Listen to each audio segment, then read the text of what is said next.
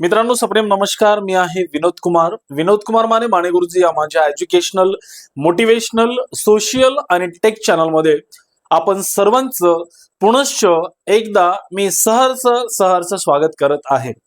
मित्रांनो, आजच्या या व्हिडिओमध्ये मी महाराष्ट्रातील अशा एका युवा कवयित्रीच्या संदर्भातील माहिती जी आहे ती आज मी तुम्हाला सांगणार आहे, जिने नुकतंच या कवितेच्या क्षेत्रामध्ये पदार्पण केलेलं आहे, ज्यांनी या देशातील, राष्ट्रातील, राज्यातील एक ज्वलंत विषय हाताळण्याचा प्रयत्न केलेला आहे. मग ते सामाजिक असतील, सांस्कृतिक असतील, आर्थिक असतील, कुठलेही विषय घ्या, अगदी सामंजस्यपणानं त्यांनी हाताळलेलं आहे. पुरुष असेल, स्त्री असेल, प्रेम असेल, जिव्हाळा असेल, आपुलकी असेल, या सगळ्या गोष्टींची सांगड ज्यांनी चांगल्या पद्धतीनं आपल्या कवितांमध्ये हाताळलेली आहे, अशा महाराष्ट्रातील सुप्रसिद्ध कवयित्री कोण आहेत माहित आहे तुम्हाला? तर त्या आहेत माननीय गुंजन पाटील, ज्या मूळच्या जळगावच्या, पण त्यांचं बालपण जे आहे, शिक्षण जे आहे, ते मात्र छत्रपती संभाजीनगरला झालेलं आहे. अशा महाराष्ट्रातील सुप्रसिद्ध कवयित्री यांनी शिर्डी येथे झालेला जो कार्यक्रम होता, राज्यस्तरीय सेवा सन्मान पुरस्कार सोहळा, तर या पुरस्कार सोहळ्यामध्ये त्यांनी खूप चांगल्या पद्धतीनं सगळ्या शिक्षकांची मन जिंकत अशा अप्रतिम कविता त्यांनी सादर केलेल्या आहेत. मग बायकोचा विषय असेल, जंगलाला आग जाळणं असेल, किंवा पुरुष असेल, अशा बऱ्याच कविता त्यांनी या कार्यक्रमामध्ये सादर केलेल्या होत्या आणि ज्या प्रत्येकांना आवडलेल्या आहेत. आता बघा, प्रत्येकाला आवडतीलच असं नाही, तर यापैकी 99% लोकांना त्यांच्या कविता ह्या खूप आवडलेल्या होत्या आणि खऱ्या अर्थानं त्यांनी खूप चांगल्या पद्धतीनं आपल्या ज्या कविता आहेत तर त्या कविता त्यांनी सादर केलेल्या होत्या. तर असेच काही क्षण आपण त्यांच्या या कवितांचे या व्हिडिओमध्ये आपण बघणार आहोत. तर हा व्हिडिओ शेवटपर्यंत नक्कीच बघा. आणि मित्रांनो, एवढंच नाही तर तुम्हाला हा जर व्हिडिओ आवडला असेल तर नक्कीच माझ्या व्हिडिओला लाईक आणि शेअर करायला विसरू नका. चॅनलवर नवीन असाल तर चॅनलला सबस्क्राईब करा.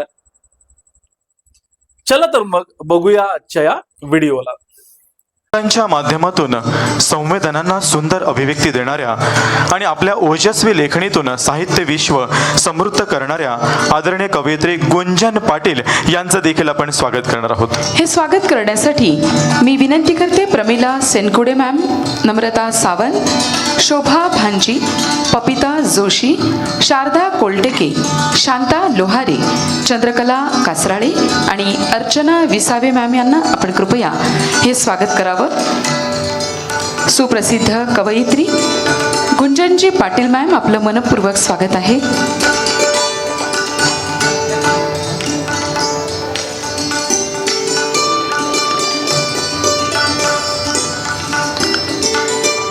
कवयित्री गुंजन पाटील यांना देखील मायेची शाल आणि स्नेहाचा पुष्पगुच्छ प्रदान केला जातोय. जोरदार टाळ्यांच्या गजरात आपण हे स्वागत करूया.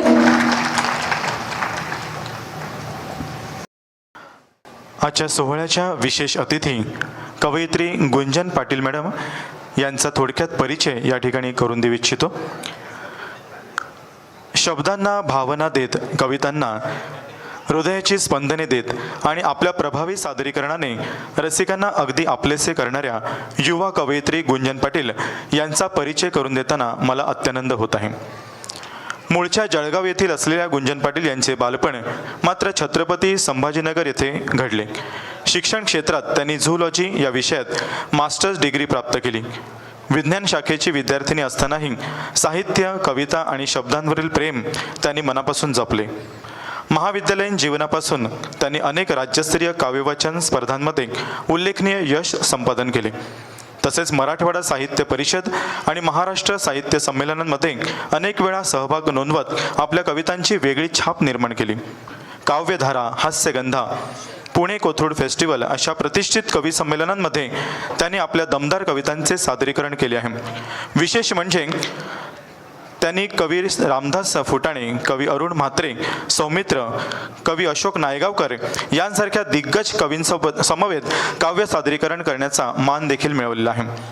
ABP माझाच्या कार्यक्रमात सहभाग, गोव्यात आयोजित जागतिक मराठी साहित्य संमेलनातील उपस्थिती आणि सोशल मीडियावरील प्रचंड लोकप्रियता ही त्यांच्या प्रतिभेची साक्ष आहे. इंस्टाग्राम, फेसबुक आणि यूट्यूब या सोशल मीडियांवर त्यांच्या कवितांना लाखो रसिकांची पसंती लाभली असून एकत्रितपणे 4 लाखांहून अधिक फॉलोअर्स त्यांच्या साहित्य प्रेमाचा भाग बनले आहेत. आपल्या संवेदनशील लेखणीतून समाज मनातील भावना व्यक्त करणाऱ्या, तरुणाईच्या मनाला भिडणाऱ्या आणि आधुनिक पिढीला कवितेशी जोडणाऱ्या या प्रतिभावान कवयित्री गुंजन पाटील यांच्यासाठी एकदा जोरदार टाळ्या झाल्या पाहिजेत. आणि मी विनंती करतोय कवयित्री गुंजन पाटील यांना आपण उपस्थितांना शुभेच्छा प्रदान कराव्यात. प्रथम धन्यवाद. खरं तर सर, जेव्हा जंगल जळायला लागतं आणि एक बेटसुद्धा जर हिरवं दिसत असलं तर आशा वाटते. सध्याच्या समाजामध्ये जे काही चाललंय ते जंगल जळाल्यासारखंच चाललंय. आपल्या समाजामध्ये 3 वर्षाचं लेकरूसुद्धा सुरक्षित नाही आहे. बाप लेकीला मारतोय, मुलाला आई मारते आहे. अशा परिस्थितीमध्ये कुठेतरी तुम्ही सर्व शिक्षकजण एकत्र येऊन असा काहीतरी उपक्रम घेतात, ही खरंच आशा देणारी गोष्ट आहे. आणि विशेषतः त्यासाठी दीपक चामे सरांचे खूप धन्यवाद. खरं तर मागच्या 2 महिन्यांपासून सर तुम्ही किती उत्साहाने यासाठी काम करतात. म्हणजे सरांचे प्रत्येक 4 दिवसातनं तरी एक कॉल यायचा, मॅडम हे असं असं करायचं आहे. ते बघितल्यानंतर वाटतं की शिक्षकांसाठी इतकं चांगलं काम करणारं व्यक्तिमत्व असू शकतं. कारण हा एकच असा पेशा आहे ज्याच्यामध्ये पैशापेक्षा जास्त समाधान मिळतं. आणि मी शिक्षकांसमोर काय बोलावं ना, कारण मी आत्ताच महाविद्यालयीन जीवनातून बाहेर आले.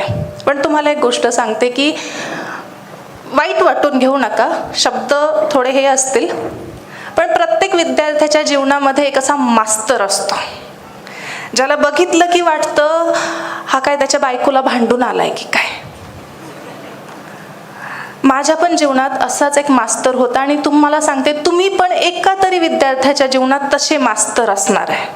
पण तो मास्तर जर गुंजन पाटीलच्या आयुष्यात आला नसता तर आज ही गुंजन पाटील या मास्तरांसमोर बोलत नसते. असे कितीतरी व्यक्तिमत्व घडवण्याचे काम हे शिक्षक लोक करत असतात आणि त्या रचनाकाराच्या हाताला पुरस्कार दिल्यासारखा, सन्मान दिल्यासारखा सन्मान तुम्ही इथे करतात सर. त्यासाठी तुमचे खास धन्यवाद. सर्व पुरस्कार्थ्यांचे खूप खूप शुभेच्छा, अभिनंदन. आणि मी बघते मगासपासनं जवळजवळ सर्वच, म्हणजे एकच सर इथे आले एकदम खुशमध्ये, मी एकटा चालू आहे म्हणे. बाकी सगळे बायकांना घेऊन, ज्या स्त्रियांना मिळालाय पुरस्कार त्यांनी आपल्या नवऱ्यांना घेऊन इथे आले. म्हणजे कौतुक आहे हो तुमचं. तुम्ही इतक्या दूर येतात आणि त्यातल्या त्यात स्वतःच्या पार्टनरला इथे घेऊन येतात. खरं तर तुम्ही फेटे बांधले म्हणून मला कळत नाही आहे किती जणांच्या डोक्यावरची केस गेली आहेत ते. नाहीतर मी सांगितलं असतं तुमच्या बायकोचं तुमच्यावर किती प्रेम आहे. म्हणजे आमचे एक सर फार छान म्हणतात सर की जेव्हा बाळ जन्माला येतं त्याच्या डोक्याहून आई हात फिरवते आणि त्याच्या डोक्यावर केस येतात. बाळ मोठं होतं, बाळाला समजायला लागतं, मग बाळाचं लग्न होतं आणि मग बायको डोक्यावरून हात फिरवते. मग मॅडम तुम्ही समजू शकतात काय होतं. पण बघा ना किती छान हसतायत तुम्ही. आणि मला माहिती आहे तुम्ही बायकांसोबत इथे आलेले तरी तुम्ही इतकं छान हसतायत. अहो मी त्या कार्यक्रमांना जाते, लोक हसतच नाहीत, दाद देतच नाही. आता शिक्षक लोक असून तुम्ही हसतायत म्हणजे शिक्षक असून शिकवल्यासारखं झालं. म्हणजे आजकाल सर परिस्थिती जर बघितली तर शिक्षकांना शिक्षण सोडून जवळजवळ 150 प्रकारची वेगवेगळी कामं लावली जातात. एवढं करून तुम्ही इतके छान हसतात म्हणजे खरंच तुमच्या बायकोचं तुमच्यावर प्रेम आहे. कसं आहे, पुरुष फार चांगले असतात, फार हळवे असतात. आम्ही महिला गैरसमज करून घेतो. मॅडम, पुरुष खरंच इतके हळवे असतात ना, त्यांना बायको खूप आवडते शेजारच्याची.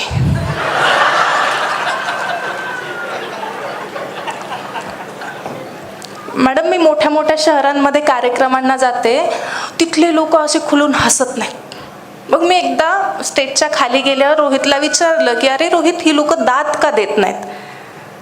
बायको सोबत आलेले असतात स्वतःच्या. कसं असतं माहितीये का, प्रेम कविता ऐकली की चकाकती मर्सिडीज सारखी प्रियसी आठवते, आणि मग ती आठवली की चेहरा खुलतो. बाजूला बसलेल्या नॅनोला काही ते सहन होत नाही, आणि मग घरून जाऊन म्हणजे जेवणाचे वांदे घ्यायचे कशाला करून, म्हणून हे लोक दात देत नाहीत. पण तुम्ही इतकं छान बायकोच्या विनोदावर पण हसतायत. मी तुमच्या बायकांना सांगते, आणि जे सोबत इथे सगळे आलेले आहेत, खुलून दात देऊ द्या, कारण ते गुंजन पाटीलला ऐकतात, गौतमी पाटीलला थोडी बघतात. मला एक गोष्ट कळते की शिक्षकांना फार ज्ञान पाझरत बसू नये. कारण एकतर असं झालंय ना, आजकाल ज्याच्या खिशात फोन आहे आणि ज्याचं इंटरनेट कनेक्शन ऑन आहे तो ज्ञानी आहे. म्हणून आपण फार ज्ञान पाझरत बसू नये, आणि ज्यांनी मला ज्ञान शिकवलंय त्यांना मी काय शिकवणार आहे. तो एक शेर फार छान आहे की बात कम कीजिए जहानतों को छुपा के रखिए, कि बात कम कीजिए जहानतों को छुपा के रखिए, अजनबी शहर है कुछ दोस्त बना के रखिए. बायकोचा विषय निघालाच. खरं तर हा विषय आणि ही कविता मी घेणारच नव्हते, पण तुमच्या बायकांना इतकं खुश बघून मला वाटलं घ्यावीच. एकदा मी माझ्या एका मित्राला असंच विचारलं की अरे, तुम्ही बायकांहून इतके जोक करतात, बायका नसत्या तर साधे तुमचे कपडे तरी कोणी धुतले असते का? तो मला म्हणतो, बायका नसत्या तर कपडे घातलेच कोणी असते. इतके साधे सरळ पुरुष असतात. आणि आज बऱ्याच जणांच्या बायका आल्या, बऱ्याच बायका नवऱ्यांना सोबत घेऊन आल्यात. अहो, आजकालची लहान लेकरं कमी नसतात. म्हणजे तुम्हाला सांगते की मला पहिल्यांदा जेव्हा मी स्टेजवर बोलले माईक घेऊन हातात, खूप थरथर कापत होते, आणि माझ्या सरांनी सांगितलं की गुंजन, तू या क्षेत्रात खूप पुढे जाऊ शकते. आता किती पुढे जाऊ शकते मला माहीत नाही, पण मला इतकं तर कळालं की मला मोठं स्वप्न बघायचं त्यांनी शिकवलं. एकदा एका महाविद्यालयात गेले, ज्युनियर कॉलेज होतं, 11वी-12वीची लेकरं होती. एक 11वीचा मुलगा असेल, टक लावून बघत होता. आता मला प्रश्न पडला, मी अनकम्फर्टेबल झाले, मला बोलता येईना. स्टेजहून त्याला म्हणणार तरी काय मी. मग कार्यक्रम संपल्यावर मी अशी बाजूला गेले, त्याला बोलवून घेतलं आणि म्हटलं, बाळा, मी मोठी आहे रे तुझ्यापेक्षा. म्हणे, मॅडम तुम्हाला कळालं नाही. म्हटलं, काय? आमच्या सरांनी मोठी स्वप्न बघायची सांगितली.